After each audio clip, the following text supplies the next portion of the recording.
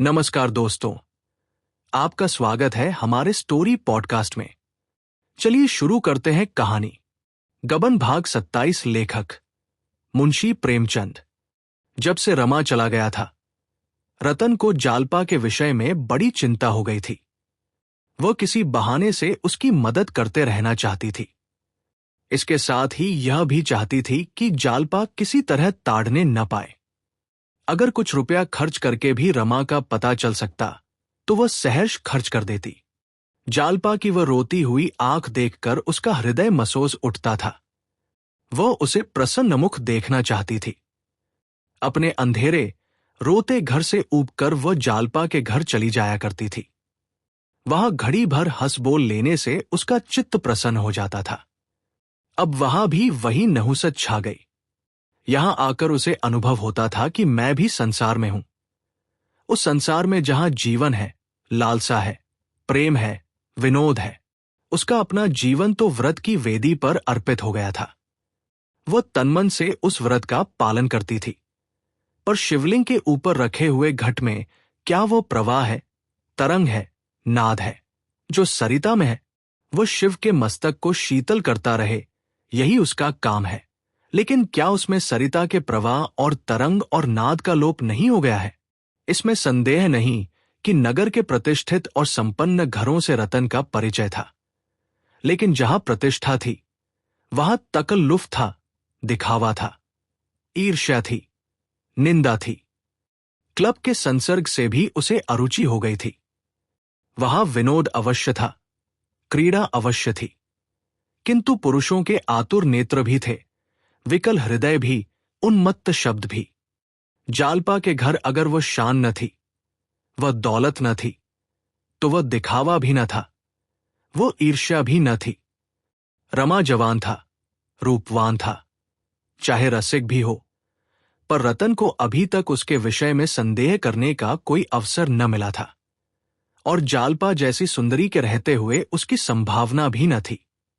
जीवन के बाजार में और सभी दुकानदारों की कुटिलता और झट्टूपन से तंग आकर उसने इस छोटी सी दुकान का आश्रय लिया था। किंतु ये दुकान भी टूट गई। अब वह जीवन की सामग्रियां कहाँ बेसाहेगी, सच्चा माल कहाँ पावेगी?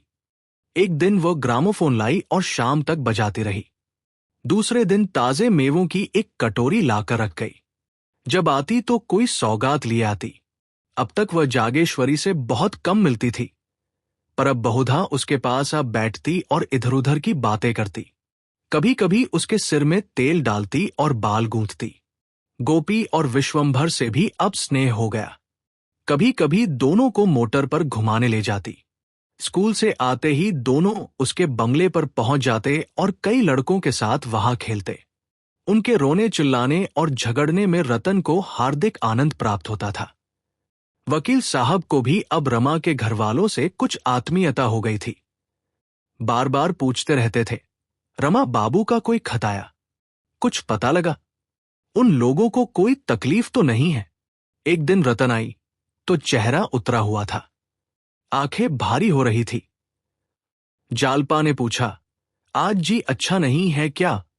रतन ने कुंठित स्वर में कहा, जी तो अच्छा है, पर रात भर जागना पड़ा।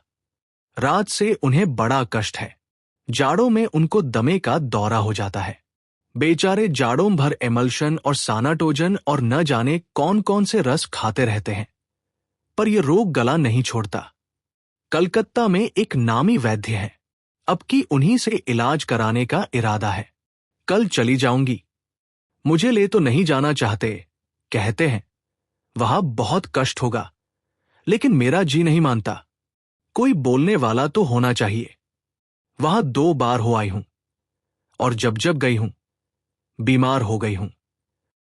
मुझे वहां जरा भी अच्छा नहीं लगता, लेकिन अपने आराम को देखूं या उनकी बीमारी को देखूं? बहन, कभी कभी ऐसा जी उब जाता है कि थोड़ी सी संख्या जहर खाकर सो रहूं। विधाता से इतना भी नहीं देखा जाता। अगर कोई मेरा सर्वस्व लेकर भी इन्हें अच्छा कर दे कि इस बीमारी की जड़ टूट जावे, तो मैं खुशी से दे दूंगी। जालपा ने सशंक होकर कहा, यहां किसी वैद्य को नहीं बुलाया। यहां के वैद्यों को देख चुकी हूं बहन। वैद्य डॉक्टर सबको देख चुकी। तो कब तक आओगी? कुछ ठीक नहीं। उनकी बीमारी पर है। 1 सप्ताह में आ जाओ, महीने 2 महीने लग जाए, क्या ठीक है, मगर जब तक बीमारी की जड़ न टूट जाएगी न आऊंगी। विधि अंतरिक्ष में बैठी हंस रही थी। जालपा मन में मुस्कुराई। जिस बीमारी की जड़ जवानी में न टूटी, बुढ़ापे में क्या टूटेगी। लेकिन इस सदिच्छा से सहानुभूति न रखना असंभव था। बोली, ईश्वर चाहेंगे तो वो वहां से जल्द अच्छे होकर लौटेंगे बहन। तुम भी चलती तो बड़ा आनंद आता। जालपा ने करुण भाव से कहा, क्या चलूं बहन, जाने भी पाऊं। यहां दिन भर ये आशा लगी रहती है कि कोई खबर मिलेगी। वहां मेरा जी और घबराया करेगा। मेरा दिल तो कहता है कि बाबूजी कलकत्ता में है, तो जरा इधर उधर खोजना। अगर कहीं पता मिले तो मुझे तुरंत खबर देना। ये तुम्हारे कहने की बात नहीं है जालपा, ये मुझे मालूम है। खत तो बराबर भेजती रहोगी। हां अवश्य, रोज नहीं तो अंतरे दिन, एक दिन छोड़कर जरूर लिखा करूंगी। मगर तुम भी जवाब देना। जालपा पान बनाने लगी। रतन उसके मुंह की ओर अपेक्षा के भाव से ताकती रही, मानो कुछ कहना चाहती है और संकोचवश नहीं कह सकती। जालपा ने पान देते समय उसके मन का भाव ताड़कर कहा, क्या है बहन, क्या कह रही हो? रतन, कुछ नहीं, मेरे पास कुछ रुपए हैं, तुम रख लो। मेरे पास रहेंगे तो खर्च हो जाएंगे। जालपा ने मुस्कुराकर आपत्ति की। और जो मुझसे खर्च हो जाए? रतन ने प्रफुल्ल मन से कहा, तुम्हारे ही तो हैं बहन, किसी गैर के तो नहीं है।